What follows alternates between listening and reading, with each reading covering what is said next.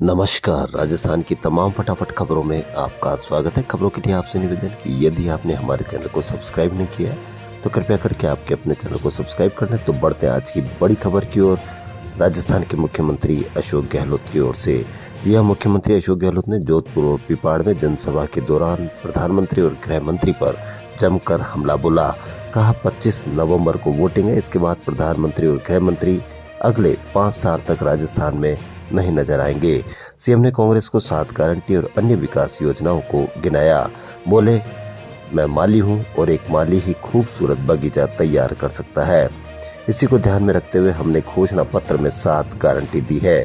इनमें चिरंजीवी योजना में 50 लाख का फ्री इलाज, सरकारी कॉलेज में प्रवेश पर लैपटॉप टैबलेट, गोवर्धन योजना के तहत 2 रुपए किलो में गोबर की खरीद, पेंशन में प्रतिवर्ष 15% की बढ़ोतरी की जाएगी। हम गौशालाओं में भी भाजपा से अधिक अनुदान दे रहे हैं। वहीं कांग्रेस सांसद राहुल गांधी ने भी बुधवार को प्रदेश में 3 सभाएं की। उन्होंने केंद्र सरकार की तुलना जेब कतरा गिरोह से करते हुए कहा कि जेब कतरा अकेला नहीं आता, गिरोह में आता है। एक सामने से आकर इधर उधर की बात कर ध्यान बटाता है, दूसरा ब्लेड से जेब काटता है और तीसरा धमकाता है। राहुल ने पहले की तुलना मोदी से, दूसरे की अडानी से और तीसरे की तुलना अमित शाह से की। राहुल ने कहा कि जीएसटी और पेट्रोल से बस 35,000 करोड़ रुपए सरकार ने 16 कंपनियों को दे दिए। वहीं राजस्थान में प्रधानमंत्री नरेंद्र मोदी ने भी प्रदेश में 2 बड़ी सभाएं की। मोदी ने कहा कि राजस्थान में कांग्रेस ने पूरी व्यवस्था को बीमार कर दिया है। अब मोदी को भी काम करने का मौका मिलना चाहिए। आपके सपने मेरे संकल्प है। जहां कांग्रेस से उम्मीद खत्म होती है, वहां से मोदी की गारंटी शुरू होती है। राजस्थान के लोग लिख कर रख ले, अब राजस्थान में कभी अशोक गहलोत की सरकार नहीं बनेगी। देखना यह है कि जनता मोदी जी की कितनी बात मानती है या सरकार अशोक गहलोत की ही बनती है। राजस्थान निर्वाचन विभाग ने कांग्रेस की ओर से जारी 7 गारंटी के विज्ञापन पर रोक लगा दी है। आम जन को वॉइस कॉल से गारंटी के बारे में बताना और रजिस्ट्रेशन वाले विज्ञापन पर चुनाव आयोग ने आचार संहिता का उल्लंघन माना। मुख्य निर्वाचन अधिकारी ने राजस्थान कांग्रेस के अध्यक्ष और महासचिव को नोटिस भेजा है। निर्वाचन विभाग की ओर से पहली बार प्रारंभ की गई 80 साल से अधिक उम्र और 40% से अधिक दिव्यांगों को घर पर ही मतदान की मुहिम मददगार रही। 80 प्लस और दिव्यांगों की सबसे ज्यादा होम वोटिंग जयपुर में हुई। खास बात यह है कि होम वोटिंग वाली पोलिंग टीम के पहुंचने से पहले ही 80 प्लस वाले 864 और 43 दिव्यांगों का निधन भी हो चुका था। विधानसभा चुनाव में जिले में 23 नवंबर की शाम 25 नवंबर को मतदान समाप्ति तक सूखा दिवस घोषित किया है। यानी इस दौरान किसी भी प्रकार से शराब बिक्री पर प्रतिबंधित रहेगा।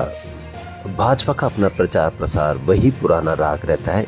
2 बार विज्ञापनों में, सबसे पहले कन्हैयालाल, दूसरा सीरियल बम ब्लास्ट के सभी आरोपी बरी। यह एक भाजपा का बड़ा चुनावी अभियान है। ध्रुवीकरण और धर्म की हवा देना भाजपा का बड़ा अभियान है। अब देखना यह है कि भाजपा के ध्रुवीकरण और धर्म की राजनीति में लोग जाते हैं या कांग्रेस की 7 गारंटियों में लोग जाते हैं। सभा चुनाव के लिए आज शाम 6 बजे से प्रचार प्रसार थम जाएगा। ऐसे में अब सभा, जुलूस और अन्य कार्यक्रमों पर रोक रहेगी। मतदान 25 नवंबर को होगा, ये जानकारी मुख्य निर्वाचन अधिकारी प्रवीण गुप्ता ने दी। राजस्थान विधानसभा चुनाव में राजस्थान का सबसे ऊंचा पोलिंग बूथ शेरगांव में बनाया गया है। इसकी ऊंचाई 1500 मीटर है। माउंट आबू शहर से दूरी 21 किलोमीटर है। सबसे ऊंची चोटी गुरु शिखर से इसकी दूरी 9 किलोमीटर है। अब यहाँ बसे 118 वोटरों को वोट डालने के लिए दुर्गम सफर नहीं करना पड़ेगा। शहर से गुरु शिखर की दूरी मात्र 15 किलोमीटर है। राजस्थान की राजधानी जयपुर जिले के 19 विधानसभा क्षेत्रों में चुनावों के लिए शहर के 3 अलग अलग स्थानों से पोलिंग पार्टियां रवाना की जाएगी। इसके लिए जिला निर्वाचन आयोग ने तैयारियां पूरी कर ली है। जिला निर्वाचन अधिकारी ने बताया कि मतदान दलों का अंतिम प्रशिक्षण और इनकी रवानगी कार्यक्रम 24 नवंबर को सुबह 7 बजे से रखा गया है। मतदान दल रवानगी को 2 पारियों में होगी। पहली पारी सुबह 7 से 10 बजे तक, दूसरी पारी 11 से दोपहर 2 बजे तक रखी गई है। वहीं आगामी विधानसभा चुनाव का वोटिंग उत्सव के मौके पर 3 दिन में जयपुर पुलिस लाइन में 4000 पुलिसकर्मियों ने वोट डाले और अपनी अपनी ड्यूटी के लिए प्रस्थान कर रहे हैं। जयपुर पुलिस लाइन से पोस्टल वोट करने के लिए 10,000 पुलिसकर्मियों ने फॉर्म भरे थे।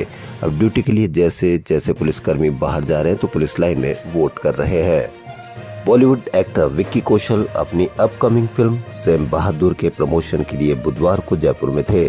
उन्होंने JCRC यूनिवर्सिटी में फिल्म के गाने बढ़ते चलो पर डांस कर छात्रों को देशभक्ति के जज्बे से भर दिया। उन्होंने छात्रों से पूछा कि क्या आपने इस फिल्म का ट्रेलर देखा है। बोले, आप में से अधिकतर लोगों को न पता हो कि मानेकशॉ कौन थे, हो सकता है कि कई लोगों को पता भी हो। फिल्म से पहले मुझे भी ज्यादा जानकारी नहीं थी।